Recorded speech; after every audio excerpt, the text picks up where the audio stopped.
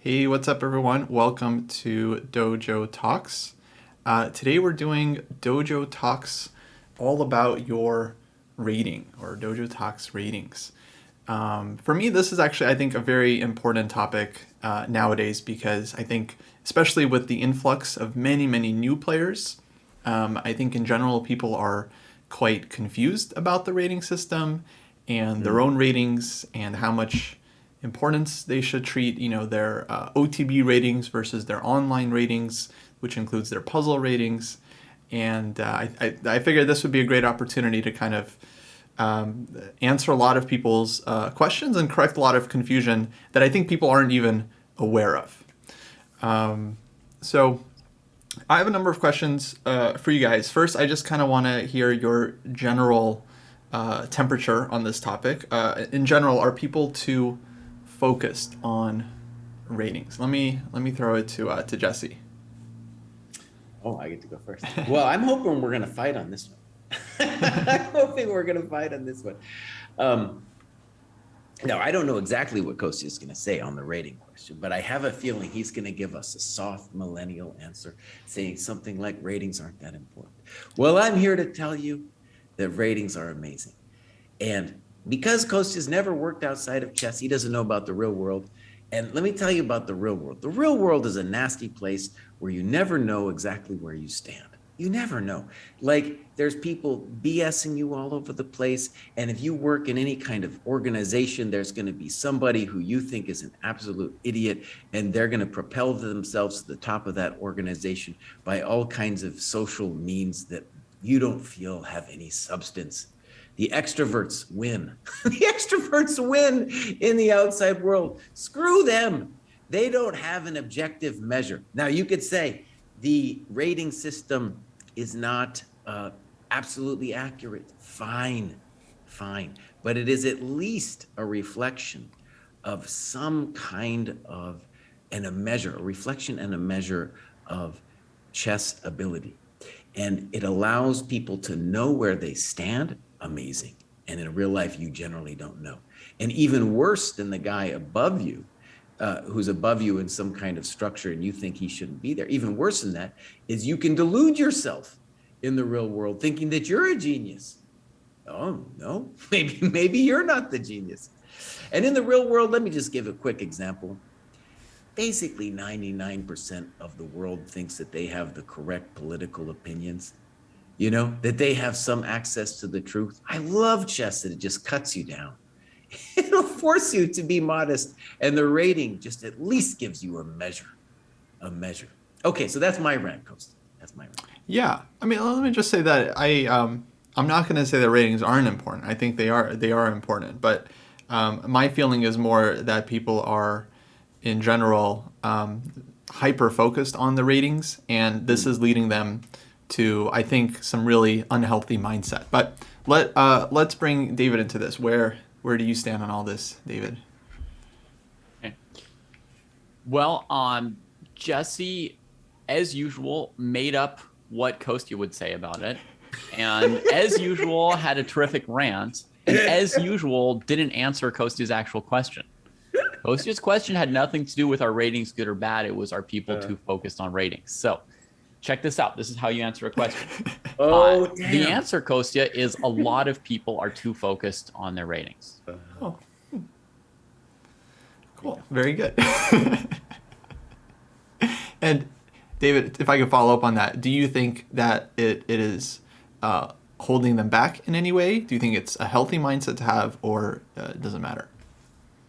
Yeah, by definition, when I say too focused, then it sort of means like I'm implying that there's something wrong about that focus, like it's hurting them in some way, right? If it weren't hurting them in any way, then it would be like some kind of disorder that doesn't count as a disorder because it's not yet affecting your life, right? It would be like drinking alcohol day and night, but you're never late for work, you never feel sick, and your liver function is perfect, So I think that clearly there are some bad results to being too focused on the rating, right? And it's there are people who like show up to our tournaments and say like, is the tournament rated? And we say, yeah. chess.com rapid rated, not FIDE, not count counting for Grand Prix points for whether or not you make it into the candidates tournament. And they're like, oh, then I can't play. I'm not going to play. I can't risk my rating or whatever, right? So that's one like classic example where caring about your rating is holding you back, right? It's keeping you from playing chess, which is like both how you enjoy chess and how you improve at chess. Right. Another example, very similar, Cartier in chat. I gave him a lesson the other day. I should have just not even given him a lesson, honestly, because when I went and looked into his game history, he hadn't played a rapid game of chess for like a month or two since his rating, like he won one game and crossed 1900. And then he's like, I'm done playing. I'm not touching my rating, right? I should have been like, if you're not a current chess player, you're not getting a current chess lesson, But I'm too nice, and I gave him a lesson anyway. No. But obviously the focus on the rating is hurting him, right? If that's the reason that he hasn't played a game, as just admitted in chat here. And then there's people who, let's say they've got like an hour to play chess before bedtime, and they play for an hour, and at the end of the hour, their rating is like 7 points lower than it was at the start of the hour. And they're like, you know what? I just need to like win one game to go to sleep, with one more rating point than I started this hour. Then they play for another 2 hours. And then the next morning they're tired, they go to work, they can't work well, they're tired. Those people have a problem at that point. It's impinging on their life. Yeah, so, we talked about that. I could go on and on, right? Dojo Talks addiction.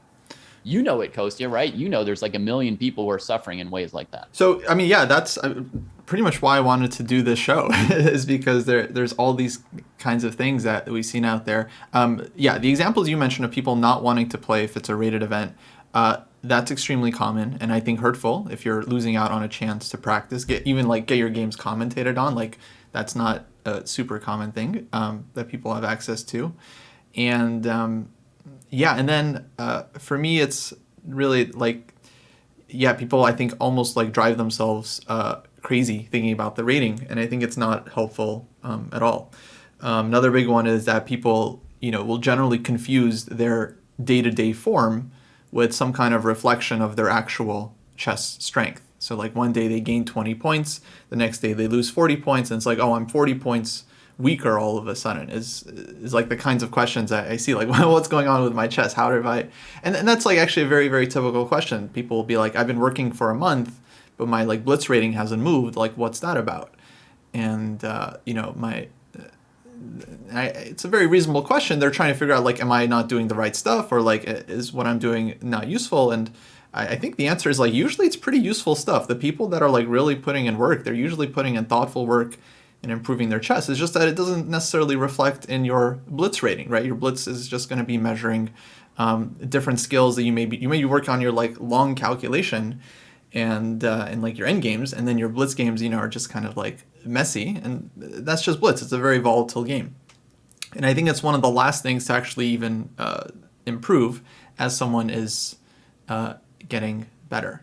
So I do have to admit, for OTB players, we have a big advantage because we have our OTB rating, which is kind of like our important rating in quotes. And then we have our online ratings, which for me personally, I couldn't care less about my online rating. I'd be happy to lose 20 games to someone and drop a bunch of points if those games are like interesting and I can like learn from them. And as long as it doesn't affect my OTB rating, I'm very happy about that. So I don't want to make it seem like, oh, I don't care about my rating and I'm saying people shouldn't. Like, no, the rating is very important, and it's totally natural. Like, everyone, I think, in the chess world cares about their rating to some extent, and will make certain decisions because of the rating. Play this tournament, not play this tournament, take a risk in this position, not take a risk in this position. I definitely don't want to say it's like ratings don't matter, ratings are not important. Sure. But number one, there's different ratings. And I would say OTB chess is a bit harder to play, right? Online, you can play as much as you want for free, pretty much. OTB, you can't play as much as you want for free and like have it, affect your rating. So there are limits to that, right? You have to take your OTB games super, super seriously. Actually, Jesse, well, let me ask you, like, which of your ratings do you care about? Because I know you had the blitz goal of 2,700. I know that was important to you. You had the puzzle rush thing, right? That also seemed important to you. Puzzle ratings are also another thing where people, I think, put way too much importance on.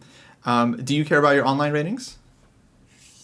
So before we get to that, David has maligned my character. I must give a response. You're going to respond to me by not answering his question again. No. First of all, I answered as best as I could, and I do want to say that my rant was addressed the question of should you care about your rating, and the answer I think is yes. And I want to just say where I think we're actually in agreement, but I just would phrase it a little differently. Is when I see people, what you're saying was people caring too much about their rating is usually, and I have this experience a lot with students, is the students consumed with the short-term vision of their rating. And what people need to understand is that your rating can fluctuate wildly, and it doesn't necessarily reflect where you are as a chess player. It's a little bit like, if you want a metaphor, you could say it's a little bit like the stock market, right? Like if you're investing in the stock market and you're hoping for a gradual uptick, there's going to be ups and downs, and it's going to be going all over the place. And if you are consumed by those ups and downs, then you're lost. Forget about it, right? And you will be making irrational decisions like, oh, I'm going to stop playing to keep some rating. Whereas like the rating is very important, and I think it should be addressed as like a long-term goal where it's only going to be proven to over many hundreds of games what your rating is, and if there is a trend in your rating, or if you're at a plateau, or if you're declining, you're going to see it in those 100 games. So I think that's where it's important. And even if you take a beating in a tournament, a lot of times by looking at the games, you can really come to an understanding of what your deficiencies were. And if you actually do that, you've done yourself the biggest service. Long-term, you will improve by that experience of looking at your games. And I do want to stress that I really feel like the advantage of chess over everything else is you have a clear measure. Team sports, for example, you don't have a clue where you stand. You're in one day, out one day, coach pulls you, you're not in control of it. Here it's like a clean measure of where you are. Fantastic. What a gift. Okay, then I just wanted to address that. And this other point that Kostya brings up is very important. We have basically different rating systems. And right now it's more confusing than it's ever been. Because, for example, I have a student who's now all the way up. I think he's around, let's call it strength-wise, 1800 chess.com strength. Now, what does 1800 chess.com strength mean? It's kind of hard to say. All I can tell you is this, that the lead chess ratings are wildly inflated.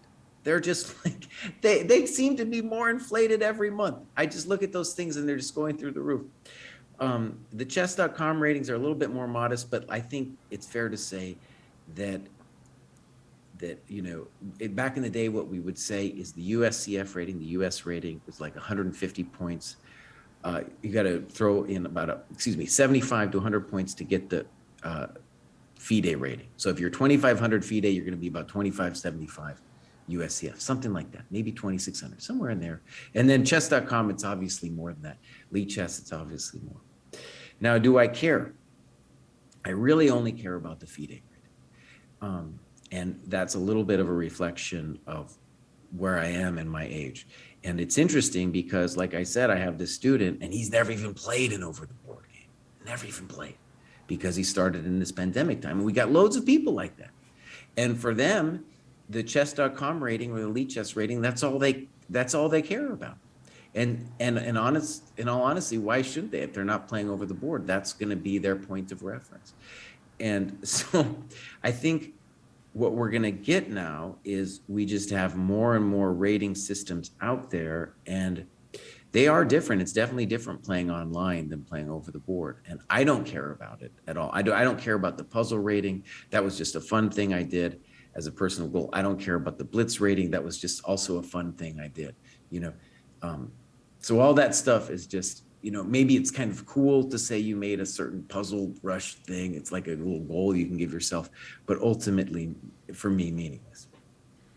Yeah, I mean, it seems like the ratings and the puzzle ratings, it's maybe a measure of someone's hard work, like once it goes up, especially if your Right. puzzle rating shoots up and you've been working on it. I mean, I think people should feel good about that, and that's exactly what the rewards are for.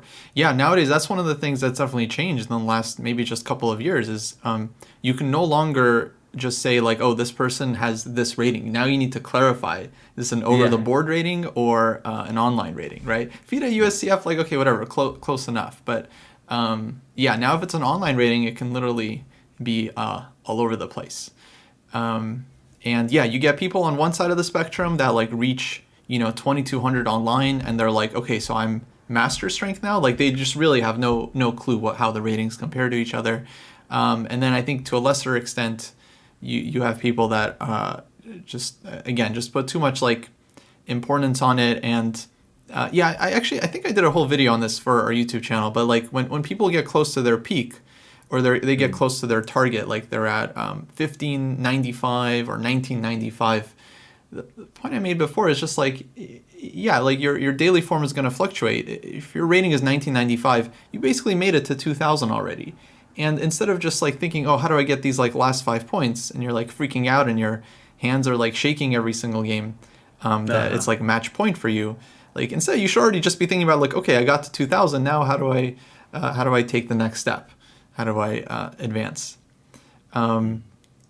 So yeah, actually, I put out a tweet the other day. I think most people agree with. Some people didn't like it, but I basically said like, when people ask how do I get to this rating or this rating, like 1400, 1600, 1800, it makes me feel like they're on the wrong track. They're just like, they're not really thinking about the long-term future, number one, because they're already kind of like limiting themselves at this one rating goal. And yeah, they're also just more likely to just kind of take the easy way out.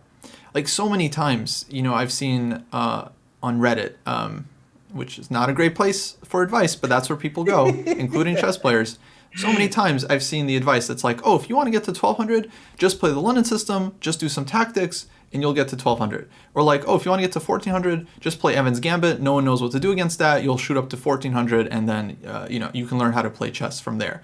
I think this is like the worst advice in the world, right? It's just like horrible, but that's the kind of thing that people are searching for, and I think it's because of this hyper importance on ratings.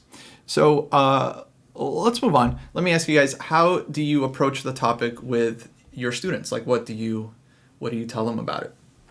Let's go back to David. Okay. I'll just quickly clarify. Like, I do agree that ratings are great. Okay. I'll just be clear. Like, I think the problem is how people focus on them, right? So when I'm saying people are too focused, I don't mean because like ratings don't have a great interest and value. Their ratings are awesome for all the reasons Jesse said and more.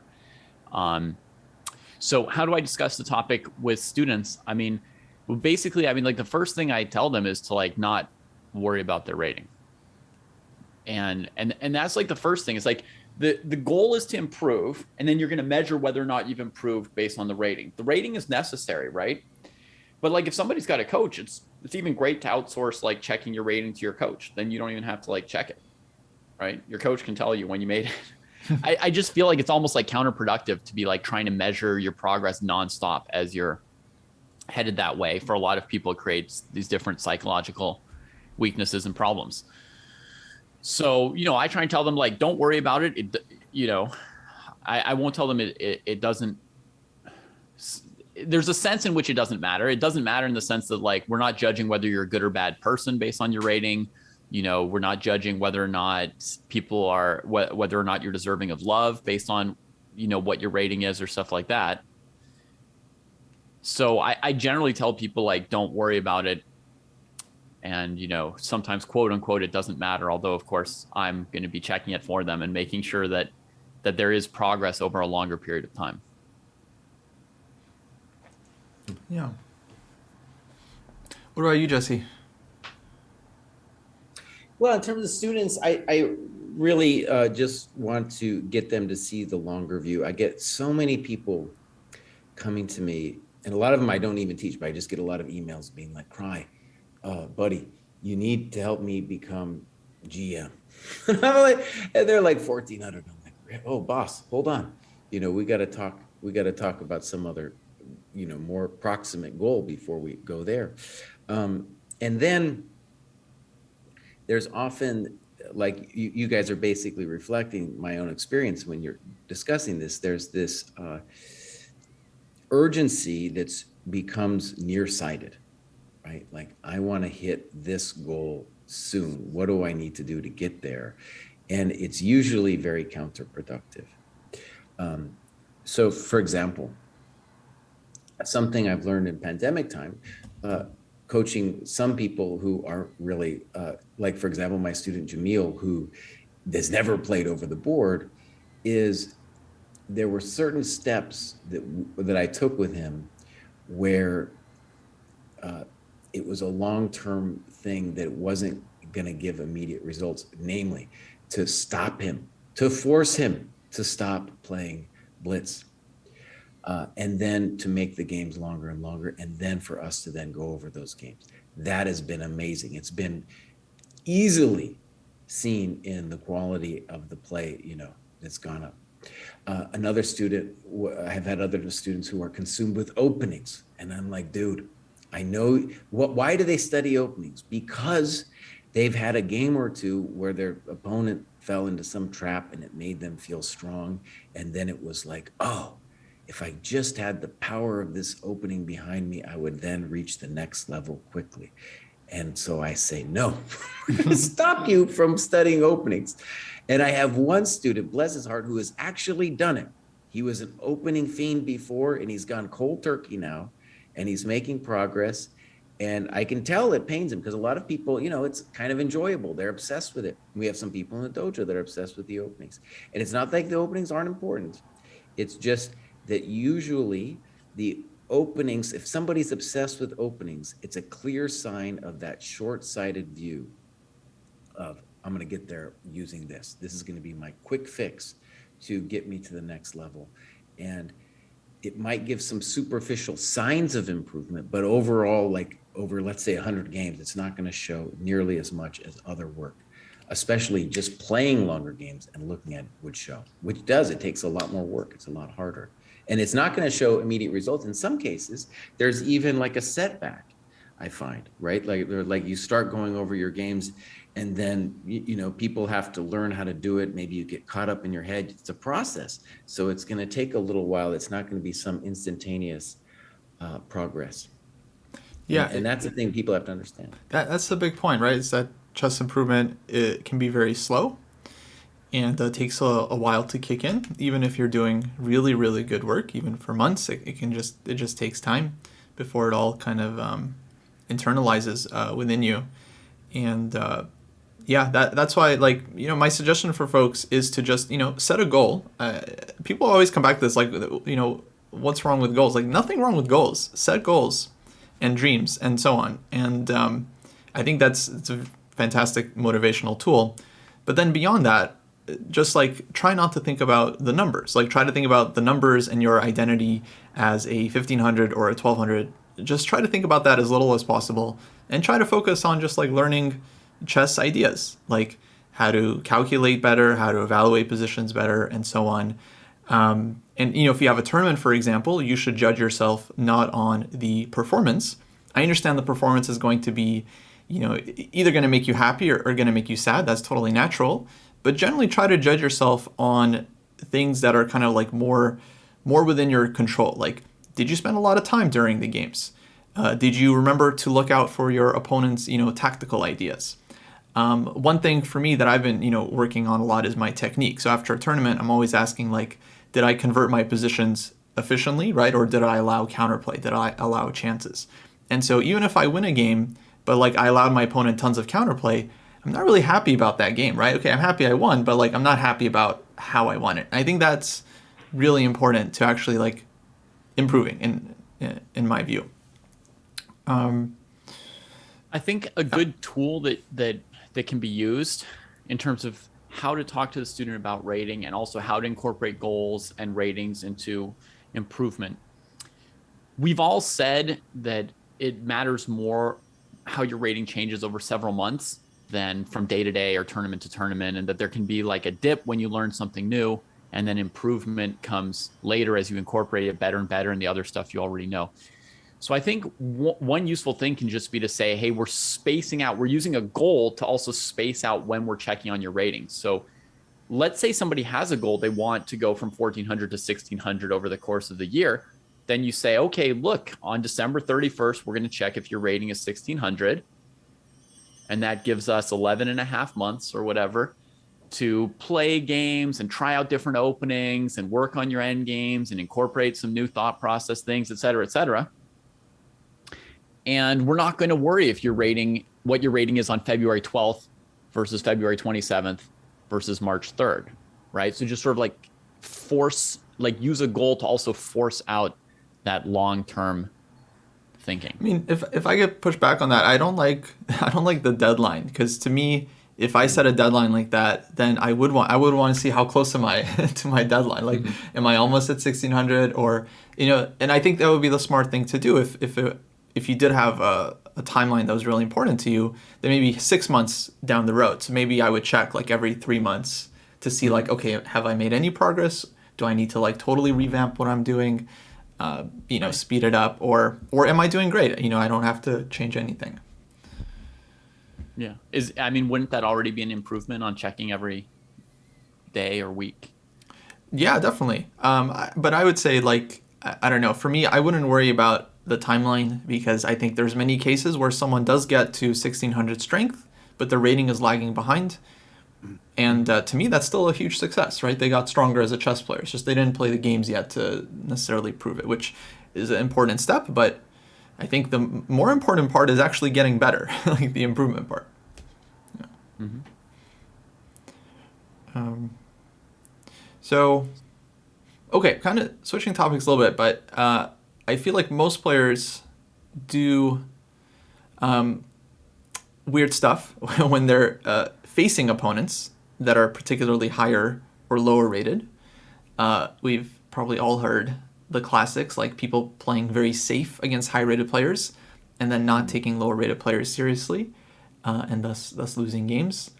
For me, I definitely approach games with higher and lower rated players differently. I don't think I'm able not to, but I'm wondering for you guys, how much does that affect your judgment, before the game, during the game? Or are you playing the exact same style, no matter the strength of your opponent? Well, I'll say this. I think one of the drawbacks of growing up in the American chess scene is we have these open tournaments where regardless of where you are, there's gonna be a lot of yo-yoing. What I mean by that is let's say you're higher rated than most everybody in the tournament. You go there, you're going to play a lower rated, and then you bounce up to maybe someone around your level or higher. And if you lose that thing, boom, you're down again. And it's rare actually to get games with peers. So when you look at American players, we've all been conditioned to learn mostly how to play against lower rated players. Mm-hmm. And it's a little bit of a sickness. And I think you can see it even in Fischer's play. With Fischer, there's a kind of constrained control where he's definitely aggressive, but there's a control about it that, say, players who I think didn't come up with having to beat 100% the weakies had. So there's it is one. It just that comes to mind for me, and just like what it does to your play to be playing against a certain kind of player all the time. And then you get kind of good at it. I can recall there was a game that Mr. Proust was playing in Reno, and he was playing a lower rated player, and he let the game get out of control. And I was like, oh, buddy, just let him kill himself. You do not have to do anything here, buddy. Just let him kill himself. And he's like, no, my name is Proust. I need to prove myself. I always play the same way. And I'm like, no, buddy, just let him kill himself. Just make some normal moves and he will kill himself. And Bruce wouldn't hear about it. So that's an example, actually, right, where I guess I even gave a speech about it once, Yeah, but how different it actually is. Obviously, it feels emotionally different when you're playing a lower rated and a higher rated, but like yeah, it does. It does. I personally, I'll say I enjoy it more to play someone around my rating or higher, where it just feels like more of a fight, and I don't have, if it's a draw, it's like no big deal, you know? Whereas, you draw someone lower rated, or if you get a string of draws against lower rated players, or maybe you lose one, it's just like, oh God, what am I doing here? And that has been when I've been stinking up the dojo recently. Oh man, I've been doing some real stink the last couple tournaments, my friends. Anyways, that's my little rant on that. Sounds like you might be worrying a little too much about the ratings yourself, because I mean, chess is a draw. If your game ends in a draw, it's okay. Well, I stunk up the dojo so bad in the last couple years, yeah, that at the moment my rating solo doesn't even matter anymore. I mean, if I improve my play, it will go up naturally at this point. Yeah. Yeah. So is that true, David? Do you feel like there's not much difference based on the player you're facing for you?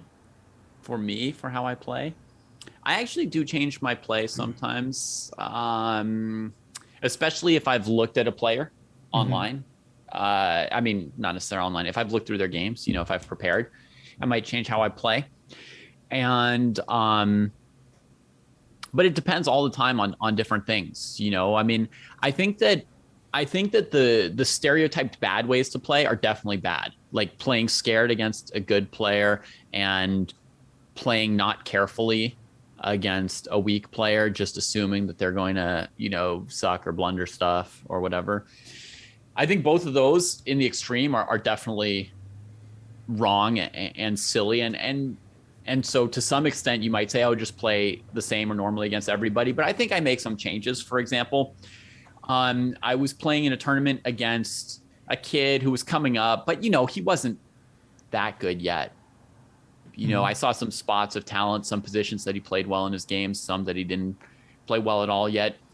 And a lot of people against a kid like that would say, okay, I'm going to play this, boring, like, an English or an exchange variation. I'm going to trade stuff out.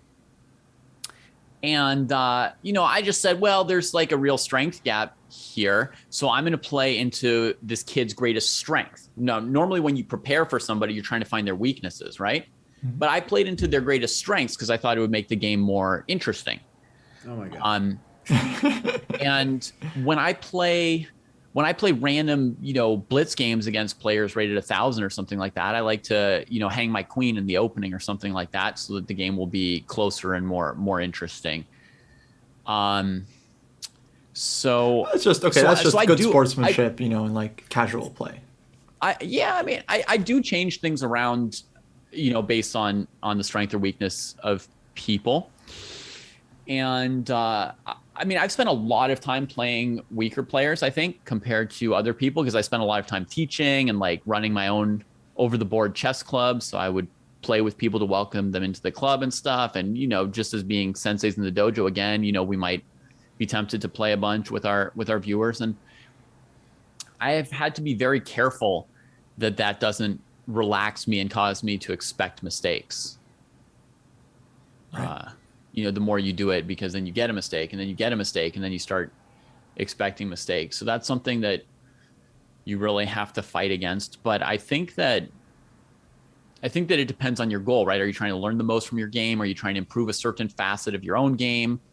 Let's say there's a new opening you want to practice, but you don't want to lose all your games. You could say, oh, I'll start practicing this opening against lower rated players instead of stronger players. So you consider it like a minute handicap you're giving yourself, but it's towards your learning goal, but you're not yet ready to just get steamrolled by a GM in that opening or something like that.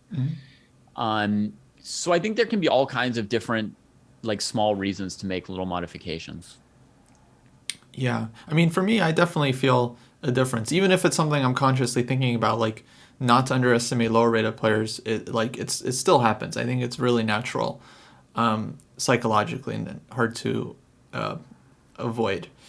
Yeah, the one thing I often see people doing is like, right there, they've been studying a new opening for like 3 months, and then as soon as they face a high rated player, they revert back to the stuff that they've always played. It's like, no, why not just play the stuff that you've been working on, number one, but number two, definitely play the stuff that you want to have more experience with in the future. Now, I totally get that people don't want to play a new opening OTB, right? It's like it's hard psychologically, but the solution to that, in my opinion, is training games. If you just play the opening out in serious OTB training games, then it won't be the first time, when you're playing at OTB, right? I think that's the trick. And for me, I think I've almost never played like a new opening without first having played it in lots and lots of training games, as far as I can remember. But I definitely would be one of those players that's like, okay, I've never played this before. Yeah, let me play against lower rated player, not against higher rated player, which I think. But okay, it also comes with its own advantages. Like if they've prepared for the game, then you're playing something they're not expecting.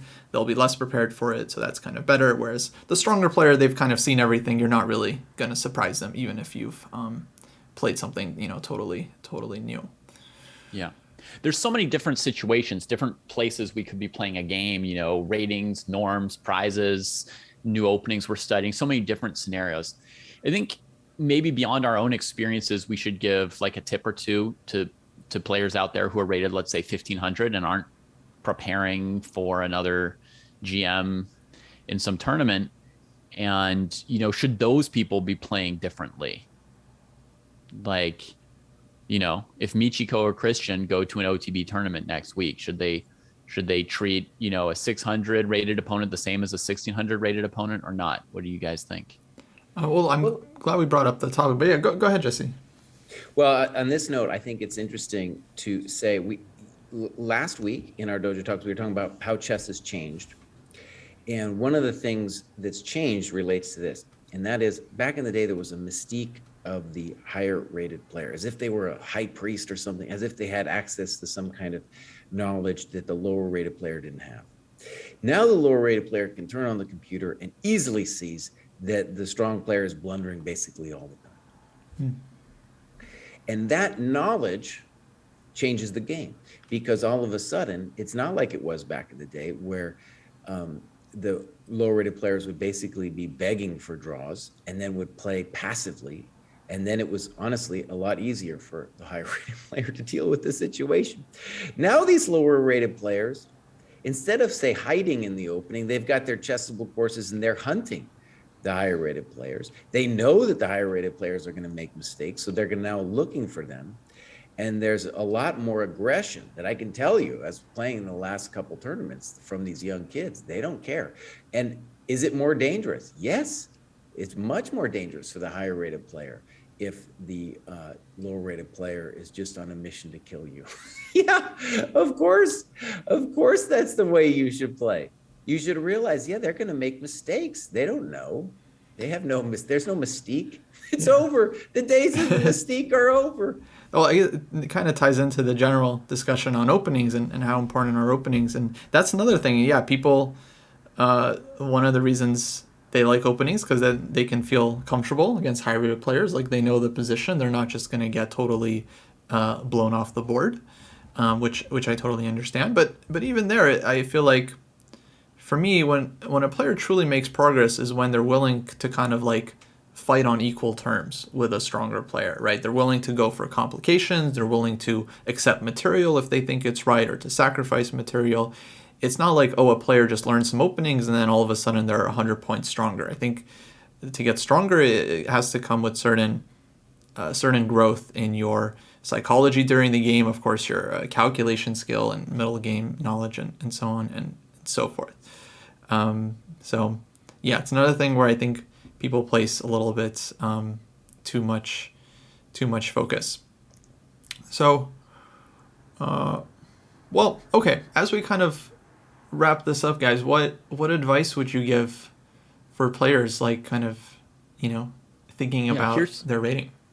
Here's how I would sort of answer that question. I think, like, right now with the pandemic, you don't really know what somebody's rating is, even if it's like there on the cross table, right? Like, you could get paired with Chess Latte, and if you don't know him and you just see his rating on the cross table, then you go out there and you're like, oh, I'm gonna play the something gambit, whatever, or I'm gonna set dumb traps or something like that, right? And then oops, you know? So I think right now, my advice to our, our viewers, if they went out and played in an OTB tournament right now, would be, if you're playing a 600 or a 1600, it might be the same level player. You just don't know enough, right? When I've altered my playing, it's usually been, as I said, based on specific knowledge and preparation of my opponent, not just I looked at their rating number and said, oh, it's 2197, I'll play like this, right? Yeah. Mm-hmm. So I think for everybody out there, the ratings aren't accurate enough right now. I mean, I believe in ratings being like very accurate over time, but you don't know with enough confidence when you just see a rating on somebody you've never seen play before right now to really be changing anything based on it. I think you just have to go in with your goals for how you want to play the tournament, right? What you're trying to do with your chess, what you're trying to work on, what openings you want to play, how you want to be tough when you're bad positions, or how you want to press the advantage when you've got good positions. And you just have to kind of follow that plan and more or less do kind of ignore ratings at the moment.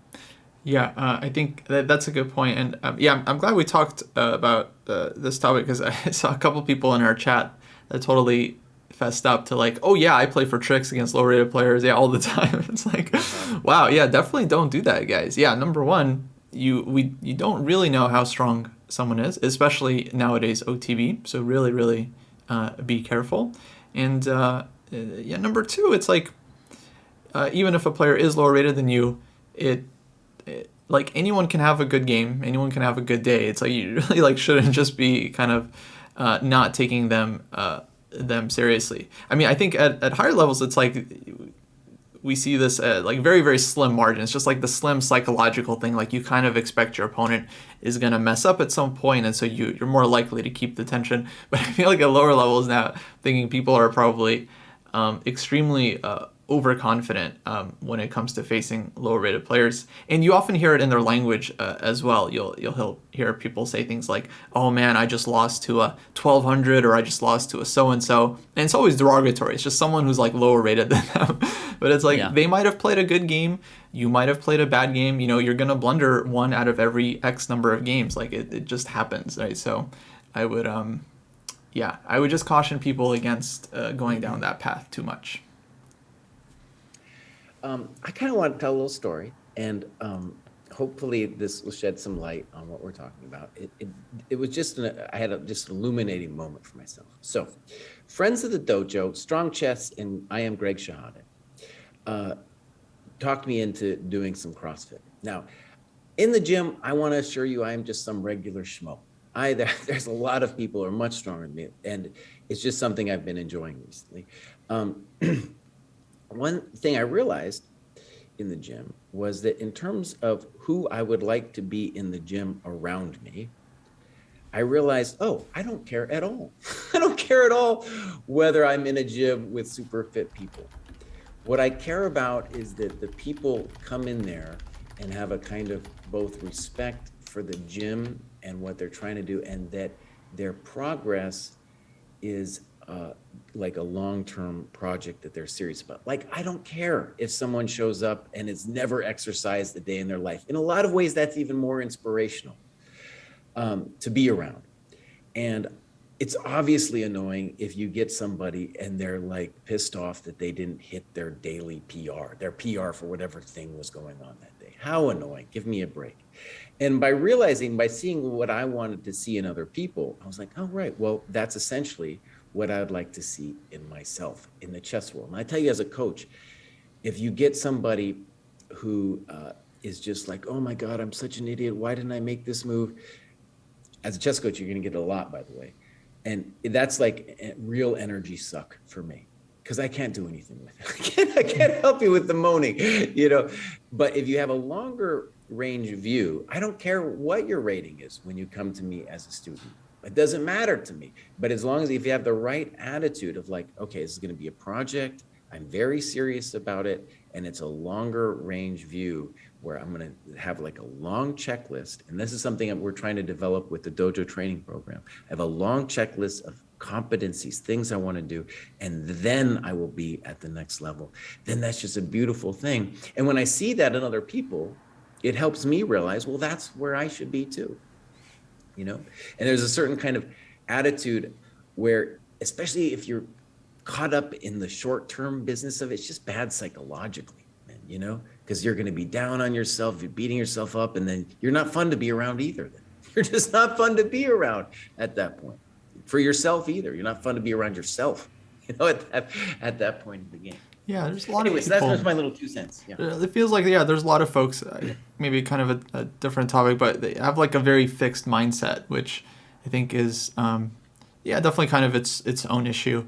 I've been thinking how, like, a lot of times when, you know, kind of a stronger player misses a tactic or gets a puzzle wrong or something, they're just like, rook g7, cool idea, nice. Whereas, like, sometimes a lot of lower rated players are like that as well, but sometimes I see in the chat, lower rated players, they'll say stuff like, oh man, I would have never found that move. I would have never seen that. You could give me a million years. I would never calculate this. You know, I would just play this passive move, rook b1, and that it's just like really just cutting themselves down, right? They're just like not having any hope for like a long-term vision where maybe they do kind of like improve their calculation and really start to access a higher level. Yeah. Well then, guys, I think that'll wrap it up. It was great. All right, thanks for tuning in, everyone. Hope you guys enjoyed it, and we will probably catch you next week.